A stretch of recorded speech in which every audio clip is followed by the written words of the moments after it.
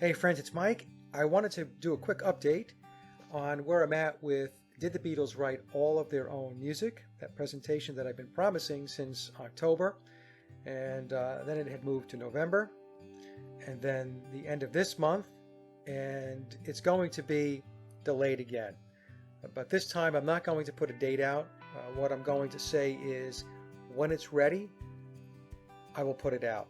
It's one of these presentations where you need to make sure that you have dotted all your I's and crossed all your T's. It's really something that's going to shake the world, the foundation of a lot of people. And I know there are some naysayers out there and think that the delays are because I don't really have anything to work with. All I can tell you is that if you are of that mindset, you are wrong. Very, very wrong. I have an enormous amount of material, and that is what is creating the delays. Okay? But before we get more into that, I want to wish everybody a happy holiday, and also to wish everyone a safe and enjoyable new year. And let's make 2020 a year of true awakening and enlightenment. This whole Beatle-McCartney conspiracy topic is part of the awakening. It is part of the enlightenment. It is breaking down old paradigms, and it's stripping away the idol worship that many of us used to have. I used to have it. As I've mentioned in other videos and interviews, the Beatles were my world from a music perspective, and I know it is for a lot of other people, but the truth is the truth. And so I think a true test to somebody who has awakened is their ability to take beliefs and paradigms that they used to invest in, that they used to play in, and set them aside and just essentially toss them and realize that that is not the truth. And so we need to come at it from a different perspective. We need to change our lives, alter our paths, and be on a more enlightened path. And so that's how I'm viewing this. Okay, this hasn't been an easy road for me to go down this road because it has been filled with a lot of disappointment for me. When I first got into this, I never expected over 3 years later that I would be this deep into it. And so it has taken something, a topic, the Beatles, Paul McCartney, John Lennon, George Harrison, Ringo Starr, it's taken them and it's stripped it down to the point where, I didn't like it. But it is what it is. Okay, and I'll just leave that there.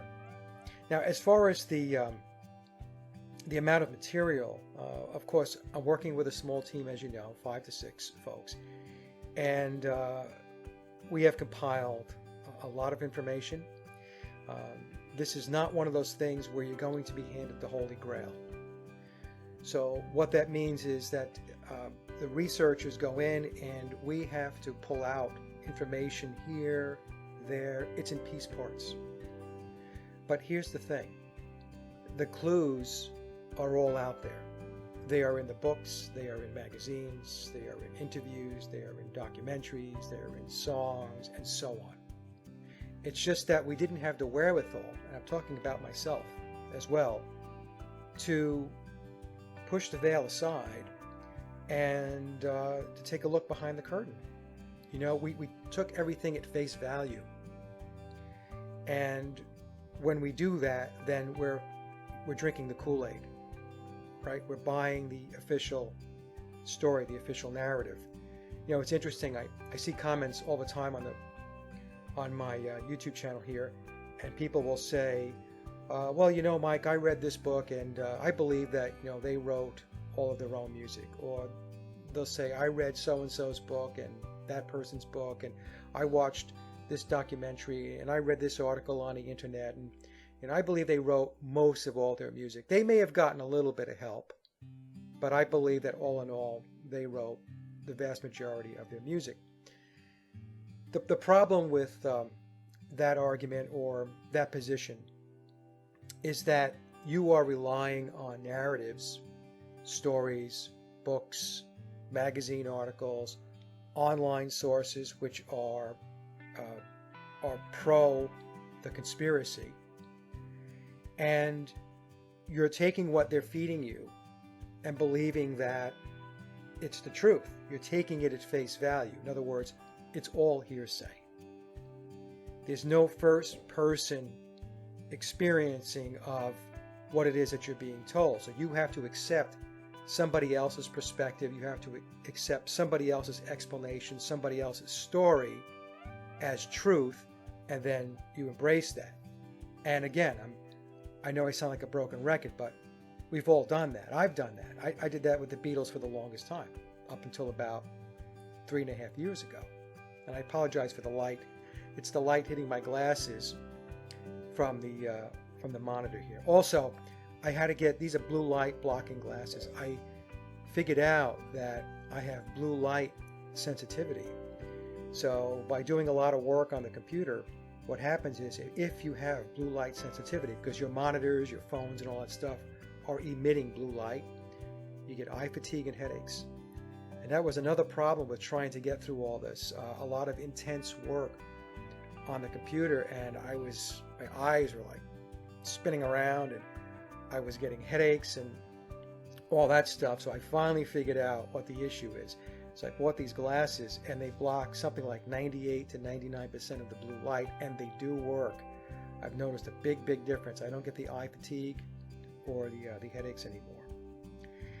So anyway, to go through all of this work means that I have to compile and pull together the research that I have done, that the team has done.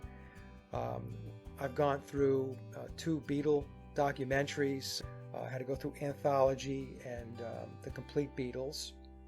And I had to extract out of that about 24 excerpts of where clues were definitely being dropped as to what was going on behind the scenes. So, once you start to gather up all this information, it becomes extremely voluminous.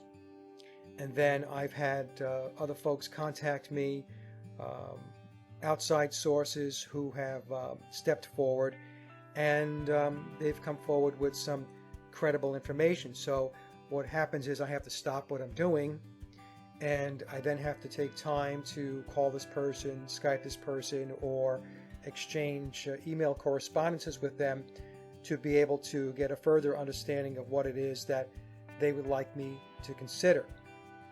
And in fact, this happened recently, and it's one of the main reasons why I really couldn't wrap up by the end of this month, aside from the fact, family issues. I was under the weather for a while as well, but I had a person contact me that I would be a fool not to take time to hear them out and listen to what it is that they have to say.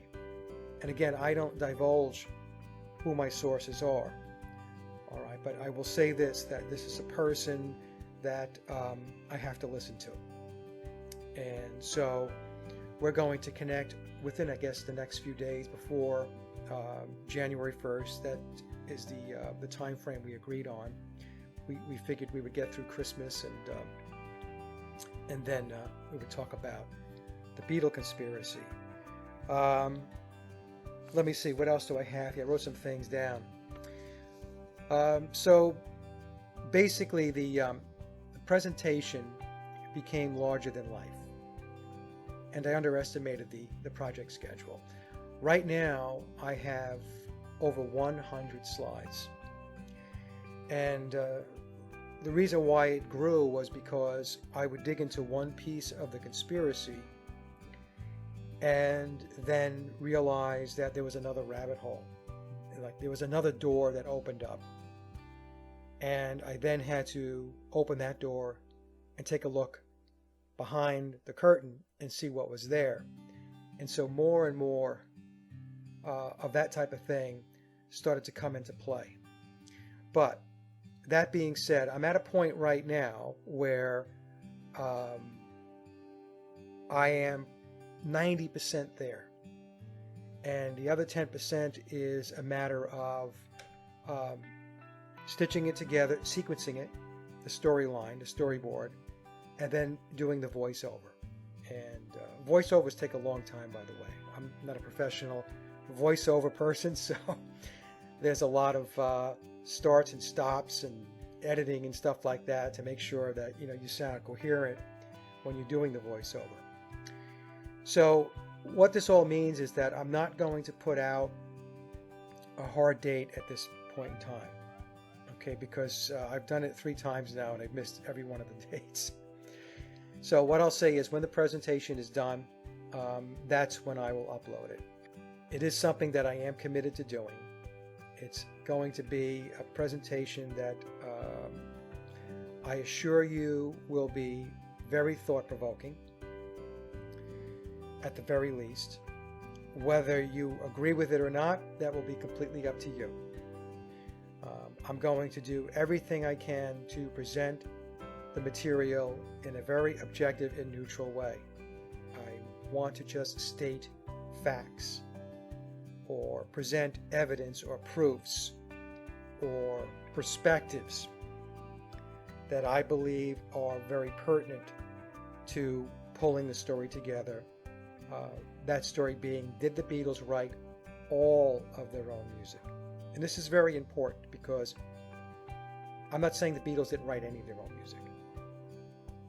What I'm questioning is, did the Beatles write all, A-L-L, underline 3 times, all of their own music?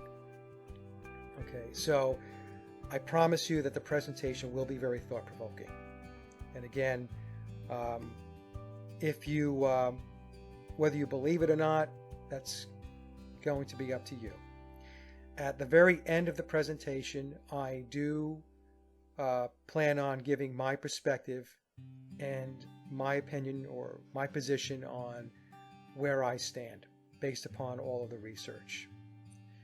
But again, that's going to be my opinion, and it's going to be at the very end during the wrap-up of the video. I'm not going to put it up front because I don't want to taint what's going to follow.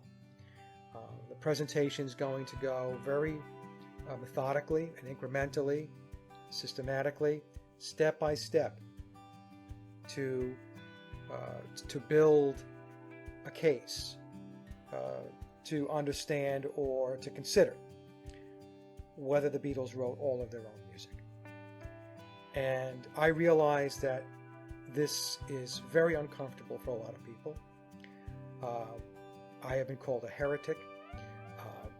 I have been called all kinds of things for going down this road. And it's because people don't want their belief systems, their worldviews to be questioned, right? So if your worldview is that the Beatles were gods and the Beatles were the greatest band of all time, the Beatles were brilliant, the Beatles were geniuses, all of this stuff, you don't want somebody like me and the team that I'm working with to come along and say that might not be correct. There may be a couple of holes in that belief system. It would be like me going into somebody's house of worship and then standing up and saying, their particular religious figure didn't exist, or is not real, or is a figment of someone's imagination, right? I would never do that. I'm just using that as an example. The entire congregation would go berserk, right? So this is what this is like as well. This is like me standing up in the church of the Beatles and saying that the Beatles are a myth.